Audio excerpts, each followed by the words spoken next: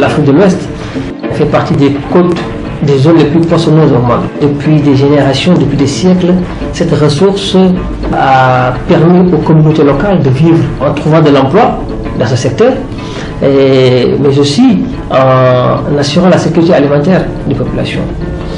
Si vous prenez par exemple un pays comme le Sénégal, le poisson est extrêmement important dans l'apport en protéines animales. Environ presque 60% des apports en protéines animales proviennent donc du poisson. Donc d'où le rôle effectivement important que joue le poisson dans l'alimentation, n'est-ce pas, donc, de ces communautés.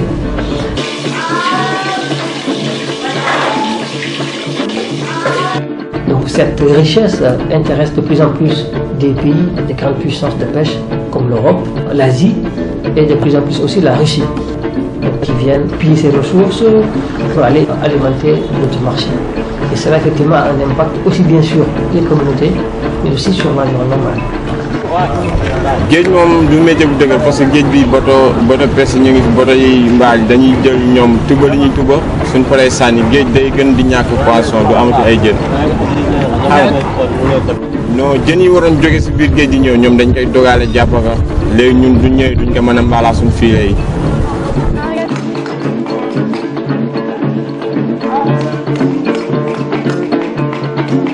De plus en plus, les pêcheurs n'ont plus la possibilité d'avoir ce qu'ils pêchaient avant. C'est-à-dire de plus en plus, les communautés sont obligées d'aller de plus en plus loin pour trouver la ressource et ça devient de plus en plus dangereux. La pêche artisanale est une activité informelle, une activité traditionnelle, une activité familiale. On note souvent des cas de disparition et des pertes en vies humaines énormes au niveau de la pêche artisanale. C'est des embarcations de fortune, ils ont leur moteur, en cas de panne moteur et tout. On n'arrive pas à retrouver les pêcheurs qui partent au-delà même parfois des frontières sénégalaises pour rechercher du poisson. Et aussi, d'autres impacts, c'est que la sécurité alimentaire dans ces pays est menacée. Le poisson coûte de plus en plus cher. Les gens n'ont plus les moyens, par exemple, d'acheter ce poisson. Autrefois, les poissons, c'était pas tellement cher. Tous les Sénégalais pouvaient manger du poisson comme ils veulent. Et maintenant, on mange que des poissons qui ne sont pas très bons. Le tchof, les Sénégalais aiment beaucoup le tchof. Nos grands-parents nous disaient que le tchof c'est le meilleur poisson, mais le tchof maintenant ça coûte tellement cher que les Sénégalais ne plus les moyens d'acheter. Vous savez, aujourd'hui, les océans sont en crise. Tous les océans du monde sont en crise.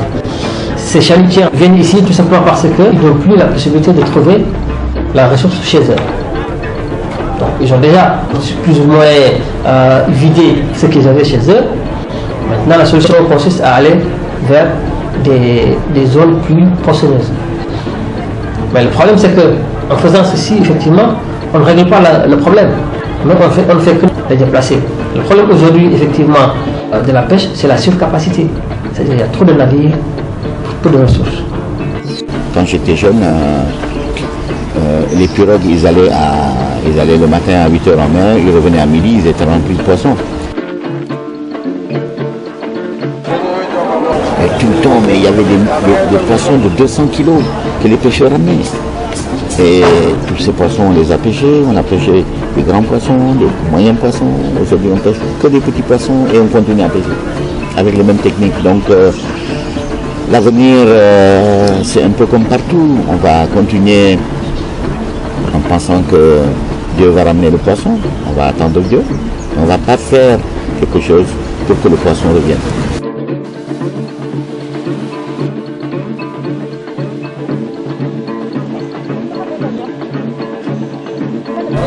metti na si mool yi essence bi metti na géej gi amul jën sonn nañ daal di que c'est difficile sonn nañ daal moom dëgg yàlla waaw seer na y a pas de poisson géej gi amul jën te li leen war yëpp bëri na ndax kër yi ñoom ñoo ko yore di que c'est des chefs de famille ñoom ñoo yore kër yi ñun suñu ci jàppee tamit ñoom ñoo yore kër yi ñoom suñu demee indiwuñu jën ñun duñu liggéey tu vois on est en train d'expliquer la liaison entre les pêcheurs bu ñu indiwul jën ñun duñu liggéey transformatif de kon ñoom ñoo yore mbir mi yëpp seen si ñoom la awee. Si les pêcheurs n'amènent pas les poissons. sonn nañ daal fii ci Yarax moom napp gi moom sonn nañ trop sax. C'est très difficile de trouver du poisson. fépp sax sonn nañ wax dëgg yàlla parce que ñoom ñoo yore liggéey bi bu ñu amulee rek ñun du ñu am.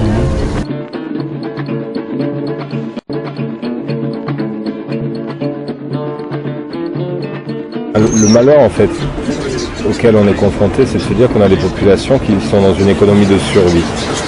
Et c'est vraiment pas évident en fait de dire à quelqu'un tu vas arrêter de pêcher demain et après-demain pour que la ressource revienne, parce que demain et après-demain ils doivent gérer la dépense du quotidien.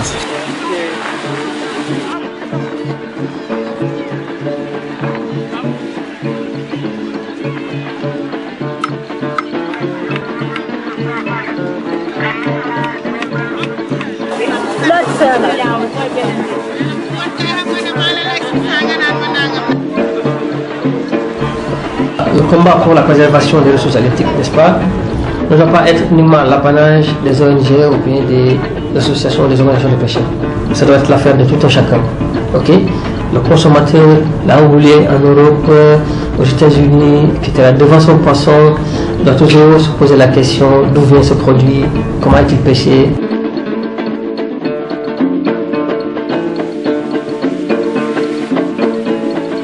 En direction des jeunes, je dis il faut prendre le bâton, il faut taper sur les grands, il faut arrêter de croire que nous allons changer le monde pour vous. Vous savez, nous sommes en train de voler les dernières ressources de la planète. J'ai dit, si le pêcheur il attrape un grand poisson, il attrape quelque chose qui lui appartient. S'il attrape un petit poisson, c'est un voleur. Il attrape un poisson qui devait grandir et qui devait croiser ton chemin, à toi. Donc, si une multinationale s'installe pour piller la ressource, une multinationale ou un lobby s'installe pour dégrader la ressource, c'est au détriment des jeunes, parce que cette ressource-là, vous devez la trouver ici. Donc, il faut se battre.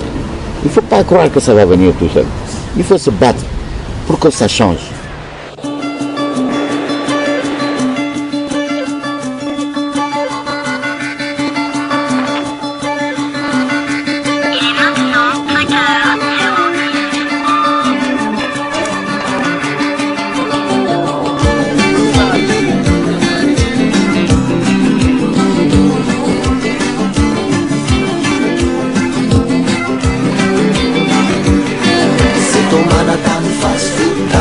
Sénégal, cinéma, le Paris, demain je serai parti. Dakar, Bamako, Mopti, y'a pas de problème, tout va bien.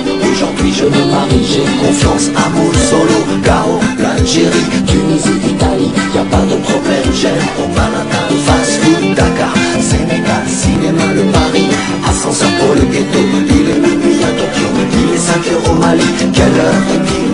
Au paradis, il est minuit à Tokyo, il est 5 heures au Mali, quelle heure est-il? Au paradis.